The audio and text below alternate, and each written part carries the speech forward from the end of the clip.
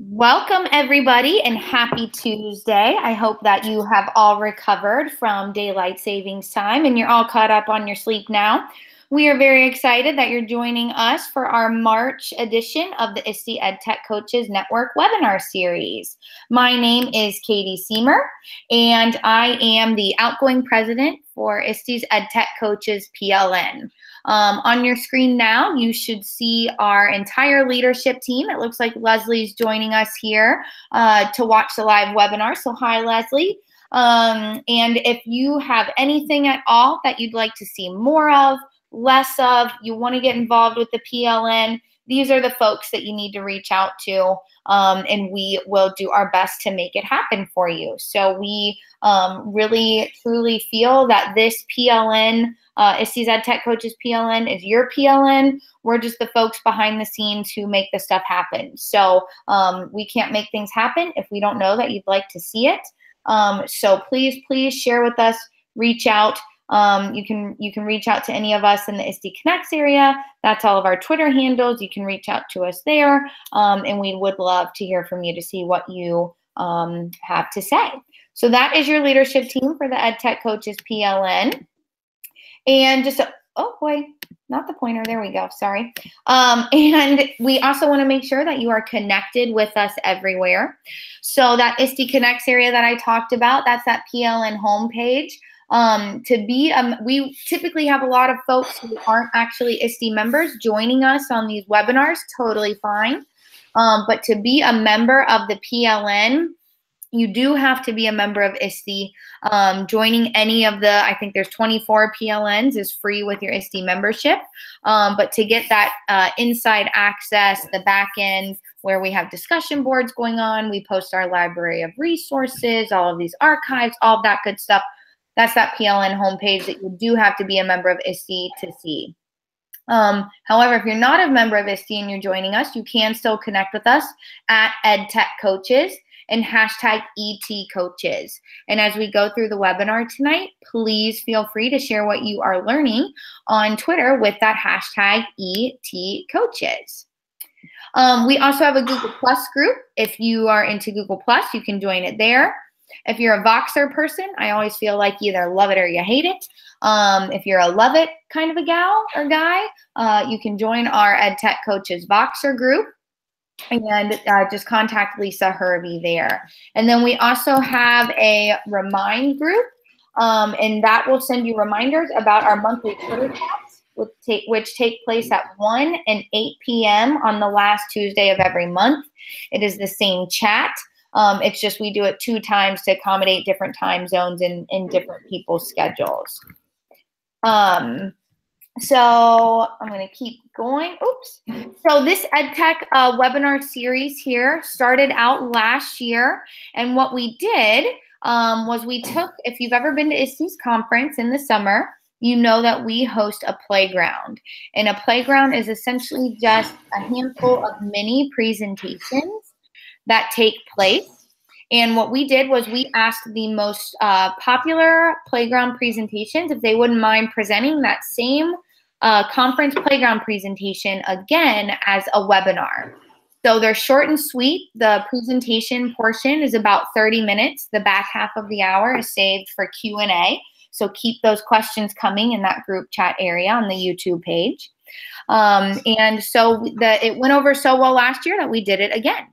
So we are very excited for tonight's presentation. You can register for future webinars there at that bit.ly link that you see on your screen. And I will be sharing all of these links with you in the chat as well as soon as I'm done with the introduction. And so we are so excited. These ladies tonight are very energetic, and they've got a very fun presentation filled for you. It's hard hats, ball caps, sombreros, the many hats that EdTech coaches wear to meet the diverse needs of all learners. And presenting with us tonight, we have Michele Curcio, who is an instructional coach for the Downingtown Area School District. She is in her 23rd year as an educator and has taught elementary school, middle level English, and digital information technology at the levels K through 12. Michele has a Master's of Education in Education and a Master of Science in Instructional Design and Technology. She's a certified instructional technology specialist, Google certified educator, Google certified trainer, and Apple teacher.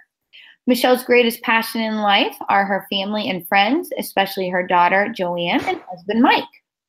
And then we also have Nicole Stulak, who's also an instructional coach for the Downingtown Area School District. She began her career in Downingtown in 1999 and accepted the position of an instructional coach in 2015. Nicole is passionate about educational technology and professional learning. She is completing her doctoral degree in educational leadership and administration and is committed to building capacity to improve teaching and empowering learning. Most especially, Nicole cherishes time with her husband and 2 growing boys. And last but certainly not least, we have Jennifer Hervada, who's an instructional coach in the Downingtown Area School District as well with these other 2 lovely ladies. She started her career in pharmaceutical industry for 10 years before becoming an educator and then an instructional coach. She has a Master of Education in Educational Leadership, and currently she works as an instructional coach, Apple teacher, computer club advisor, and is a part of the Technology Innovators team. Jennifer lives with her husband and 2 sons.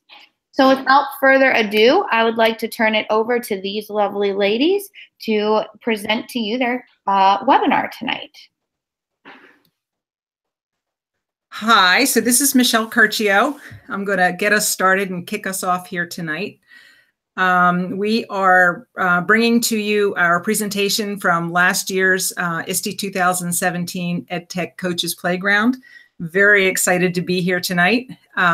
And I have my 2 colleagues here with me. I'm going to let them go ahead and introduce themselves. I think it's my turn now. So hi, it's Jen Hervada. The name of our webinar is going to be the same as it was, I think that Katie said. So as we presented at the playground in San Antonio, hard hats, ball caps, and sombreros. And actually, we have a picture of us from the conference. This is taken right from the conference after we presented. So I think Nicole's next. Thank you, Jen. So on the next slide, you're going to see that we have our contact information. Just like with any PLN, it's important that we stay connected and help each other. Up at the top of the screen, you're going to see that there's a tiny URL.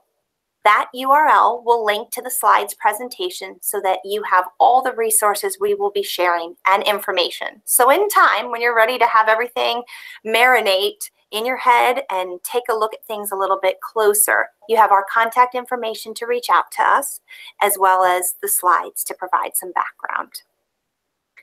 The next slide that we're going to take a look at, we thought it would be important for you to understand our coaching perspective, our school district, and basically the teachers that we serve. So we're in Pennsylvania, and we are in the Downingtown Area School District.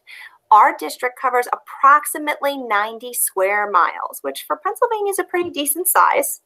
We do have 16 actual buildings, a cyber learning academy, and a robust blended learning program.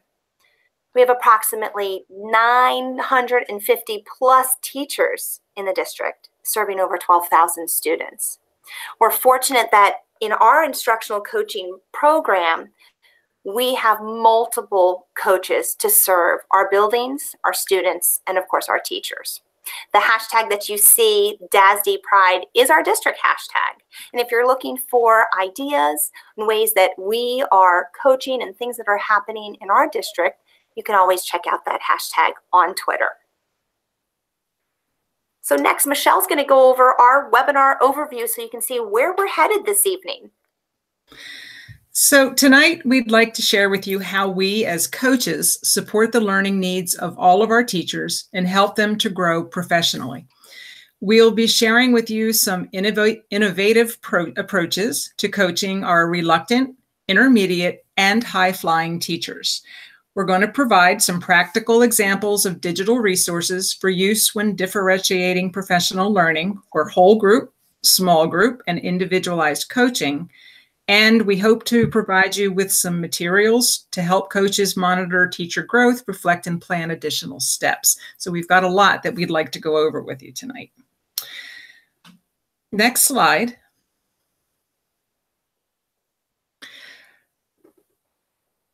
Our overall mantra as coaches is summed up pretty nicely in this quote from the legendary coach Vince Lombardi, former coach of the Green Bay Packers.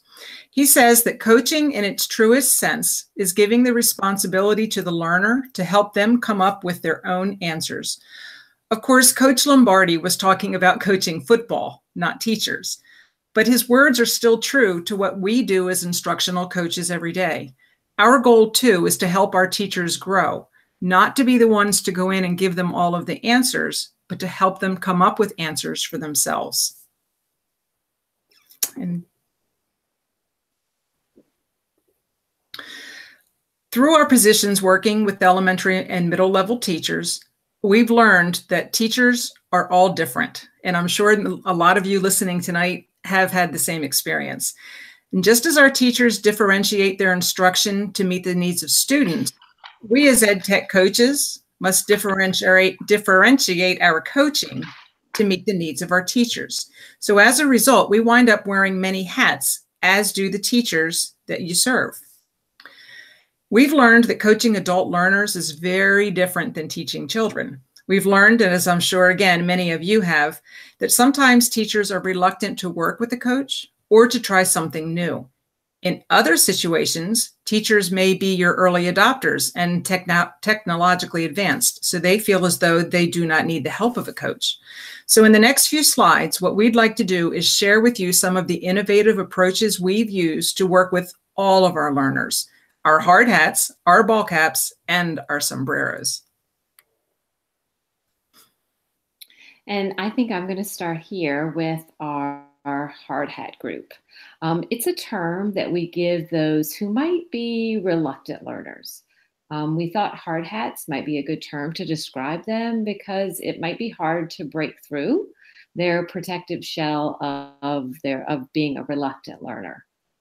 These teachers may not use technology ever or very often, and they may not have ever used a coach before, which is why relationships are so important. I think getting to know the teacher is key. By getting to know the teacher, it helps you as a coach understand their needs and possibly find some little tidbit or helpful technology tool that might help them in their classroom and at the same time open the door for you as a coach. This shows some of the things that we have done in our buildings.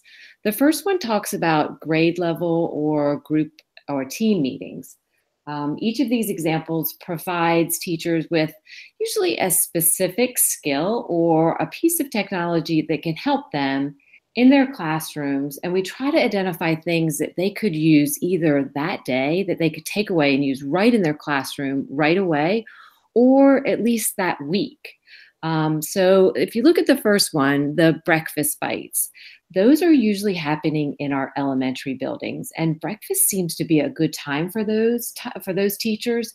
The coaches will bring maybe a little something in for them to eat, and then they'll have a set program that they just, again, show them a little tidbit and show them something that they could do in the class that morning. So it kind of sets off their day with a little bit of learning, and then they go about their day and hopefully try it in the classroom or even reach out to a coach and see if the coach can help them.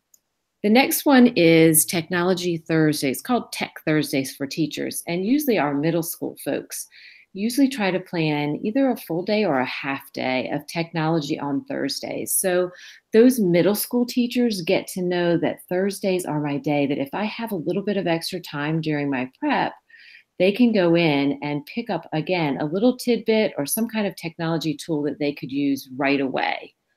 In our high schools, lunch and learns tend to work best. It seems like that group of teachers have a little bit more time during their lunch periods.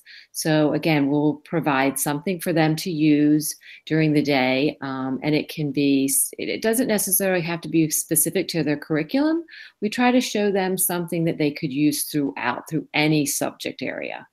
And then for all grade levels, really what has been handy for us is trying some Google Hangouts so that you could catch a few teachers at any time of the day that might be convenient for them. You could send them an invite, or you could Skype with them And recently, we've started using Zoom meetings, which have really worked nicely. So we were able to get Zoom through one of our vendors, and it's really convenient to send an invitation to another teacher or group of teachers. And you can kind of all get on at one time and talk about things and share tools. If you look down below, we'll go over another is what we call the gift of time or reciprocation strategies, which those might include model lessons. We may offer a model lesson, maybe a new way to cover vocabulary words, and go in and model the lesson for the teacher in order to demonstrate or show to them awesome ways technology can be used to engage learners. Or we may offer to come in and collect data or do an unbiased observation of some students or something that's happening in the classroom in order to provide feedback for the teachers. So some of those strategies can work in any level, can work in elementary, middle, or secondary. The other thing that we do is we also have we might highlight experience, skills, or expertise. People are often influenced to take action when they see that others are also doing it. So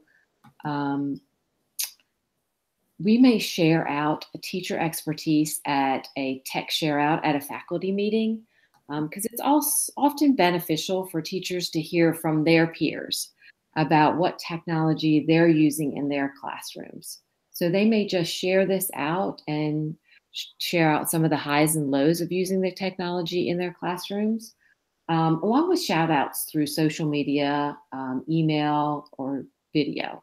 We might use Twitter or something like that with our social media aspect of that. The next thing I wanted to cover is that we also have a district EdTech blog. And each of our groups, so it's a blog that goes out to the entire district, and they would get a weekly reminder of something new. So each of our group of instructional coaches contribute to a shared district blog that covers technology tips, best practices, new apps, or websites that teachers can use in their classrooms. And many times teachers will call one of us instructional coaches to help them with something that they may have read or heard about through the district blog. The other thing I wanted to mention on this site or this page is that if you look at under resources to check out, everything that is underlined is at hyperlink. So whenever you see something that's underlined, if you click on that hyperlink, it'll take you to some additional resources. So I think we're going to cover the next one here.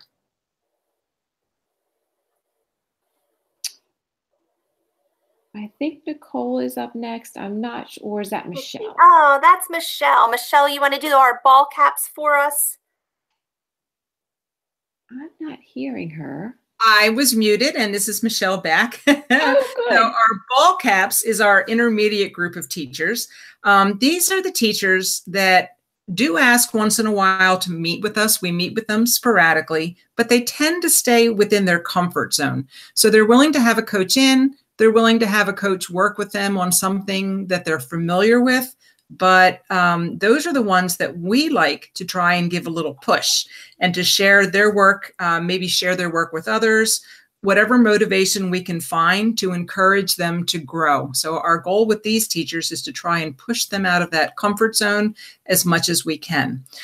One of the things that we do in our district as coaches is we use social media. Twitter, Instagram, and Remind are just 3 examples of social media tools that we use with our teachers. And the way that we use these is, first of all, we will go in and model perhaps how to use Twitter with the teachers. So we could go into a classroom, help a teacher set up a Twitter account, make that Twitter account private so that they can send tweets, parents can see tweets, parents can see hashtags, but the account is private. So only those people that ask to be invited in can be approved by the teacher and put in. Then, as coaches, we take that same Twitter account or our Downingtown Twitter account, and we use it to promote the good things that we see going on in the teacher's classroom. This is a good way for us to connect all of our teachers and to connect with our community and with things that are going on outside of the community. There are teachers that have seen some of the things that we've sent out on Twitter, and suddenly we'll get an email that says, hey, I see you doing those great things in other buildings. Can you come do those things with me? So sharing the good things that we see teachers doing is a great motivation for them to say, hey, I think I'd like to try that too. We use Instagram. A lot of our teachers use Instagram, I should say, again, by setting up private accounts, and then they take pictures and they write captions of things going on in their classroom. And again, as long as they're kept private and parents are invited to join, those can be sent out for parents and for the community to see.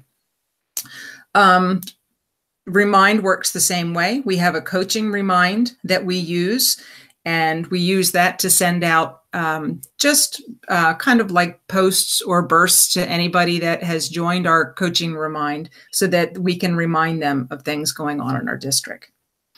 The second section there, screencasting, can be your best friend. We mention this because we use screencasts often with our teachers, especially with our intermediate group. Screencasting is a great way to clone yourself and to get information out to many teachers, not just the ones that you might be working with today.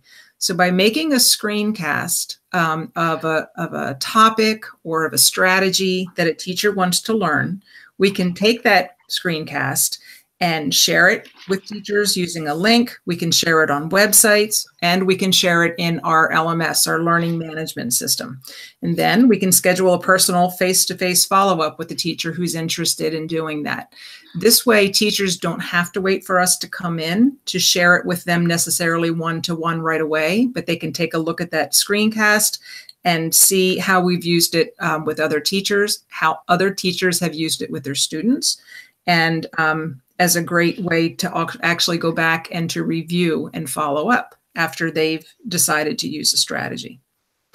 You can see there that second link down, we've given you a link to Kathy Schrock's guide to everything screencasting. If you've ever been on any of Kathy Schrock's amazing websites, she has links on how to do just about everything. And this is especially a good one we thought we would share with you. Another idea we use are tools to feature teachers, and one is Periscope. We called it Periscope Peeps. So, of course, with the teacher's permission, we'll go into a classroom, and Periscope is a short, if you've not used it before, it's a live video feed that it's an app that you use, and it's similar to signing them up for Twitter. And you can actually do a live feed of what's going on in the classroom. You can talk while it's going, so you can narrate what's going on, and then those out there watching it can send their love by putting happy faces and hearts up to show that they're enjoying it. And then the make and take sessions, we're going to talk about those just a little bit later in our presentation, so we're going to hold off on those. And again, on the right-hand side, we have some resources for you to check out. There's some on instructional coaching, district-wide innovation, and innovative coaching models showing virtual and real-time coaching videos as well. So everything that we use with the intermediate teachers, you can also use with the other levels as well, but these are the ones that we specifically like to highlight for those ball caps. And then I think we're going to move on to our sombreros next, and we're going to bring back Nicole. I feel like I need music playing for this. Yeah, maracas. So for this part, for the high flyers, one of the things that I always like to point out that we've put together is that, yes, there are teachers that we're going to be working with that feel as though they have all the answers, and they may not need us. So choice is key when it comes to your high flyers, those sombreros. And we're using and building capacity with those teachers to lead and to learn. So here are some of the tips and tricks that we've been using that we found to be successful as coaches, but also valuable for our high-flying teachers. So one of the first things that we started to implement were structured ed camps. Now these ed camps, if you're familiar with the model, are typically open-ended and driven by teacher choice, what teachers want to speak about, what they're curious about, could be tools, could be strategies. So we'll use maybe faculty meeting time or content area or department area meetings at the elementary level. We'll look at grade level bands as well as faculty meetings. And we structure them in a way so that it's not that everyone's coming to the room and have to put ideas down like a normal ed camp would. What we typically do is we'll use Google Forms as a great starting point. And they can offer some differentiation as we know our buildings and are able to guide and gather that data.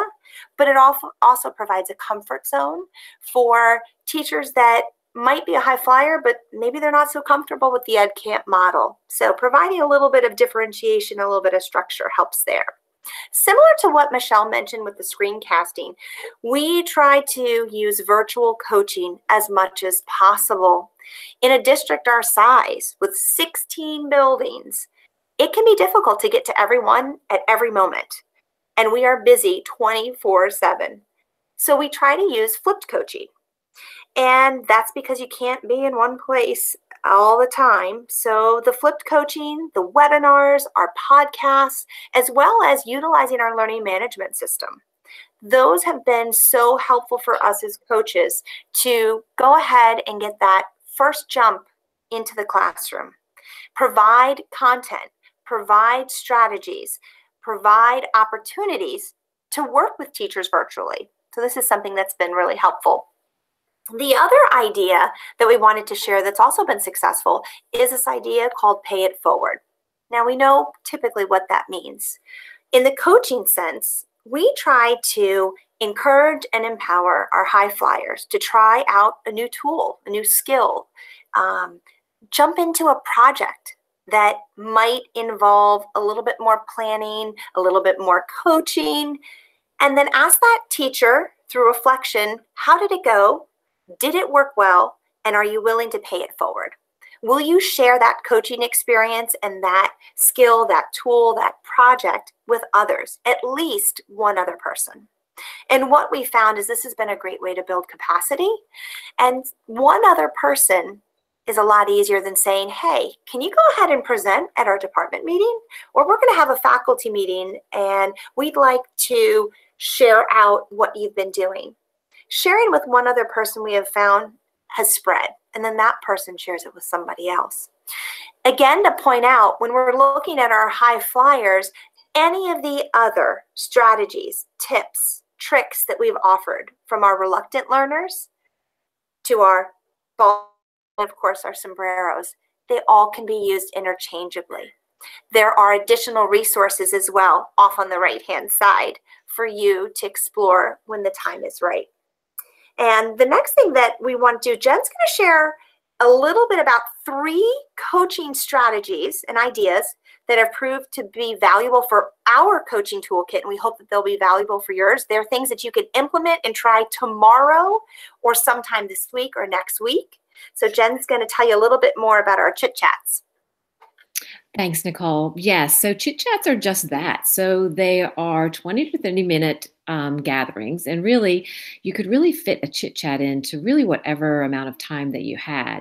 We usually try to schedule in advance a topic, but really, the teachers can pick a topic or attend a topic that they like. And since there's no formal presentation, each person just that attends, they talk about and they discuss and actually have a chit chat about the topic.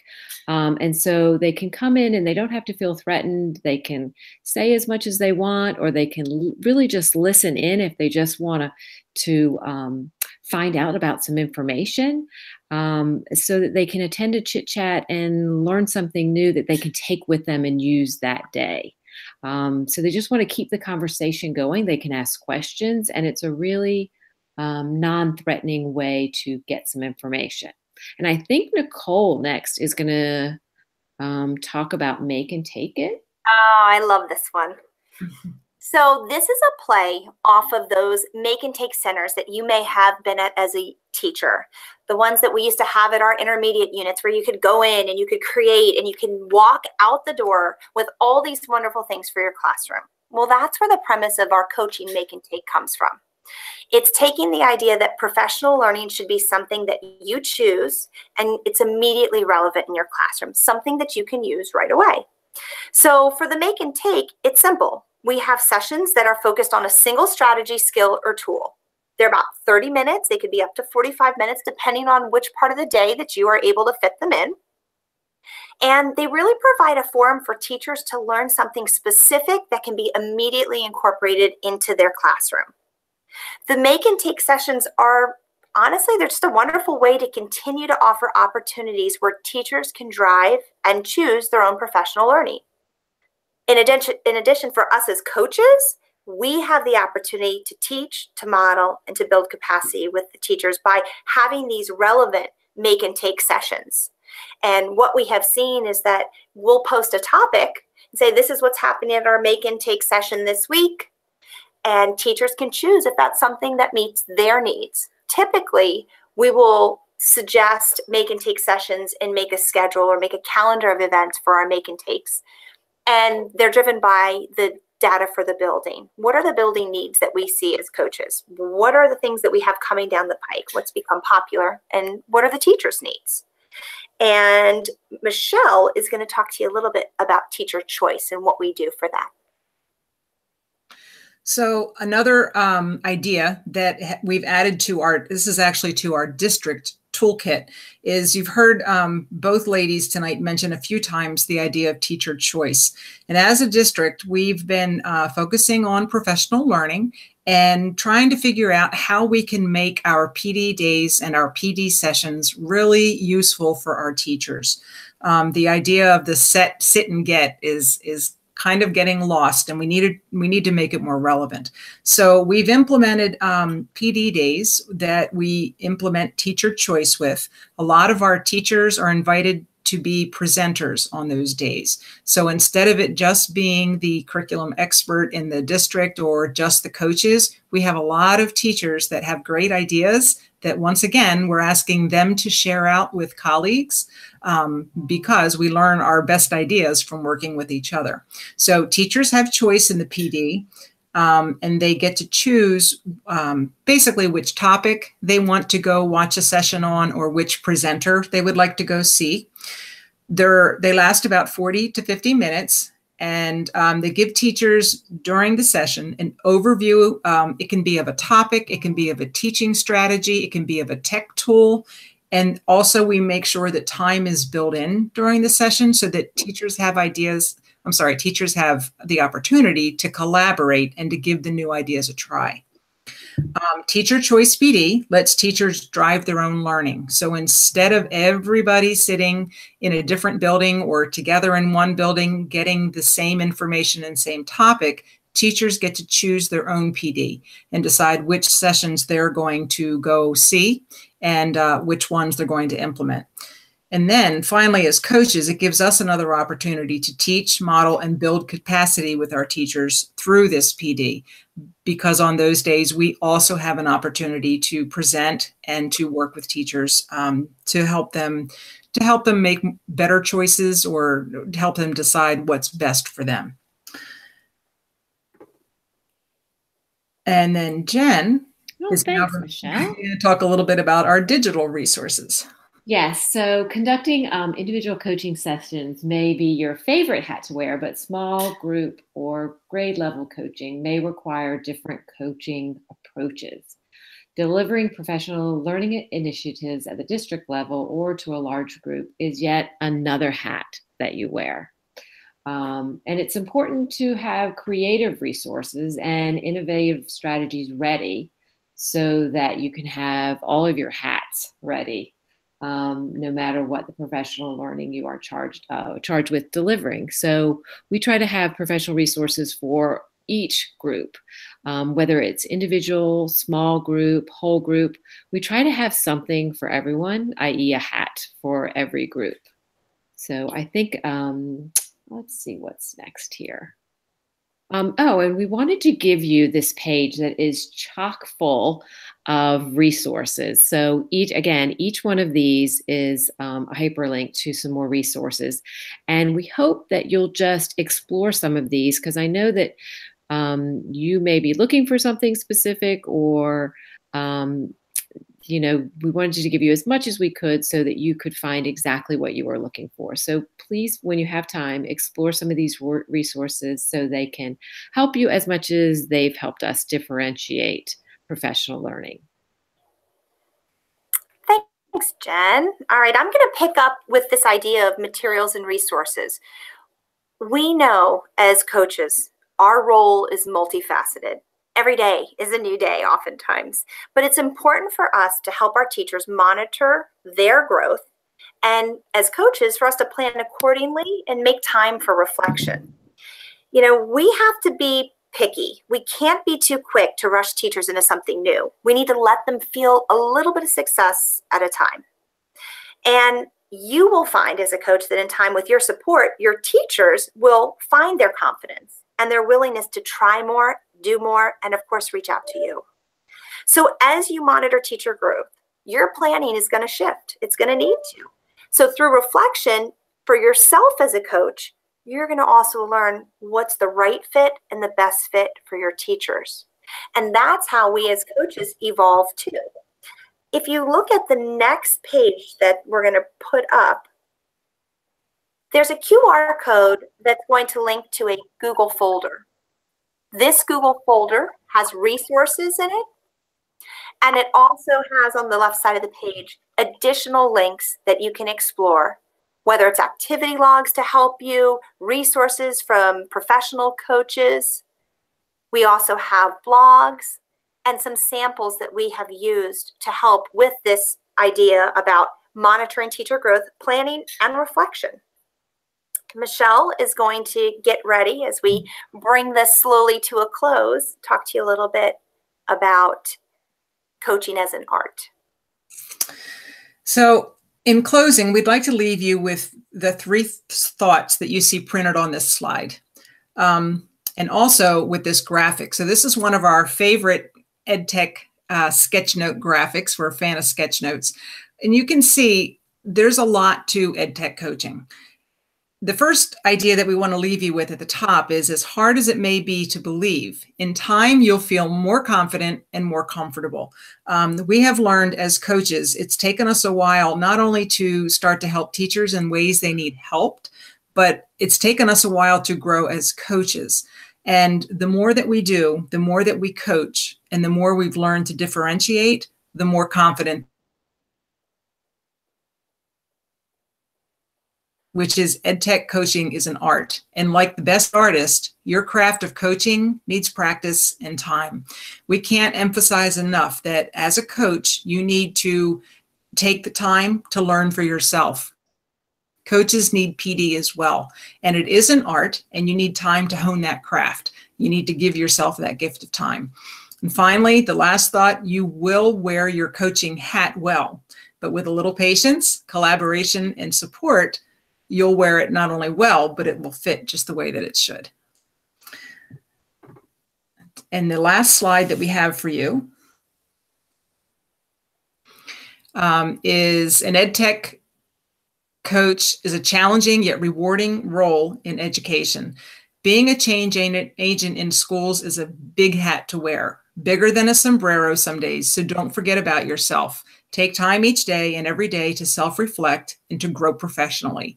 And then from all 3 of us, we'd like to thank you for being here with us, and we would like to wish you all the best. And ladies, Hats off to you. Awesome. Thanks, ladies. We do have a couple of questions here. Give me just a second to pull them up.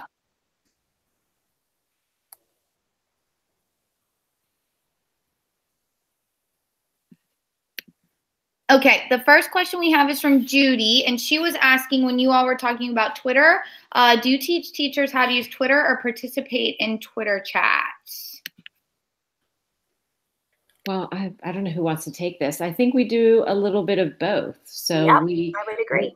Yeah, we learn so much. I know that I can speak for the three of us or myself. I learned so much from Twitter chats, and just following people and reading things through Twitter that that we do encourage both. So we encourage teachers to start using Twitter and then to get involved with Twitter chats. I think we've published the list of education Twitter chats before. So all of that, even for the elementary, and Nicole, Michelle, you probably can speak to that, even in the elementary where they can't actually use Twitter, but they've used paper in sort of a Twitter way. Yes, we sometimes have to get creative and help our teachers. And this goes back to a little bit of that idea about our hard hats versus our ball caps and our sombreros. So we have teachers that are willing to say, hey, can you come in? I've been hearing all this about Twitter. Could you come in and help me set up my own Twitter account for my classroom? I want to use it and keep it private and closed and share out what's happening in the classroom with parents throughout the day. And so what we'll do is we have that on one hand, and then we also have teachers that after a faculty meeting or one of our morning sessions that we hold, will say, I'm curious about Twitter, but how can I use it in my classroom in a meaningful way? One of the things that we can't stress enough, that whether it's Twitter or any other tool, we work diligently to really blend teaching and learning, because as we know, as EdTech coaches, it goes well beyond the device or well beyond the tool. And so Twitter is an example of where we sometimes need to get a little bit creative and find ways that we can share with teachers, especially at the elementary level, how to use it and use it with a purpose. And we find that it's really starting to catch on, especially with our district hashtag. So if I can add to that, I was going to add that I could almost call them tools, or two things that we've shared on Twitter that have worked really well in our district. Nicole just mentioned, back on one of our earlier slides, you saw our hashtag DASD Pride. That's taken off in our district, where anytime a teacher wants to tweet out something really good that's happening, we end it with that hashtag DASD Pride. And our community, our parents, even our teachers and staff know that they can go to that hashtag to see a listing of what's going on in the district. And then the other thing that we saw recently was a school district implementing PD by having their own private ed chat at night to talk about PD. And that was something that we've sort of we're sort of speaking about that now to see if maybe that would be something for us to try. So one night a week, you have your own EdTech chat, and see if teachers can get on there, and then you can help them to learn something new. Awesome, thank you. And then one last question that we had about screencasting from Joseph. If it's a general screencast, you may share out with a grade level or school. Do you have a time limit that you try to keep the video at? Oh, that's a great question. It really depends on the purpose. We try to let the purpose of the screencast drive our time limit. As you know, our teachers are very limited on time. So we try to provide information depending on what it is in 5 minutes or less. If it's something that takes more time, or it has to include detailed instructions, then we've had our screencast go up to 15 minutes. But usually we try to get in the most information in the most concise and effective way in a limited amount of time. The other thing that we do is, if you have one overall topic but several subtopics under it, you can do segments of like 2 or 3 minutes on each different topic, and the teacher can go through and just pick the one that they need. Any more, Jen, to add? Or that's all. That's exactly what I was going to say. Chunking. Yeah. Great, thank you. I have a few announcements just to share and give everyone a link to fill out some feedback for us, and then you can get a contact hour certificate emailed to you. So hang with me for just a minute for that information if you would like. Ladies, thank you so much for all of those wonderful ideas. And another announcement before I move on to the contact hour certificate. We are taking calls for proposals to present at the EdTech Coaches Playground at the ISTE's conference in Chicago this year. The link is up there on the screen, and then I also just shared it in the chat. So those proposals are open until March 19th.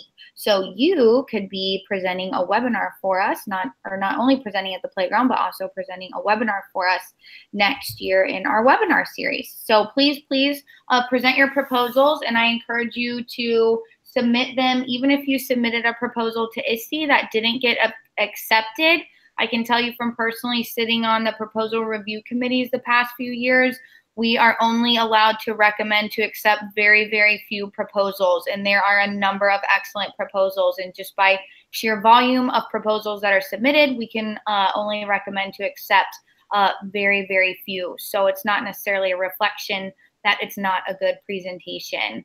So often we get awesome material from sessions that were declined by the larger conference, and then we are able to fit them into the playground. And it's some of the best information that people get the entire week. So please submit those proposals so we can have another amazing playground. And then the moment that you've been waiting for is the link to the contact hour feedback here. So if you fill that out and you want to get a certificate emailed to you, just include your name and email. I also just shared it into the chat. And then our last webinar of the year will be in April 10th, and that is Coaching in a Large District with Alyssa DeVito. So everyone, if you don't have any more questions, we'll hang out for just another minute. But if you don't have any more questions, thank you so much for joining us this Tuesday evening, and enjoy your evenings as those evenings are getting longer finally. Yes. Thank goodness. Yes.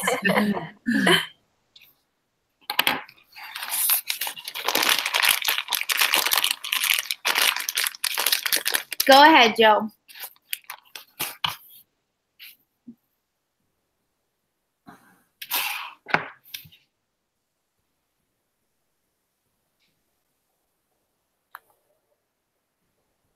Ladies, you've got some thank yous coming in the chat. And then Joseph has one more question, he said, for you. All right.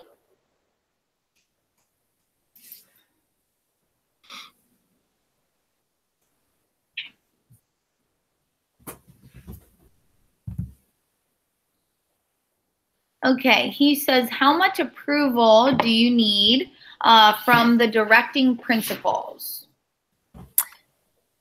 Let me ask for what? That might be the... And then he said, sorry, kind of rushed it. Joseph, what do you mean approval for what?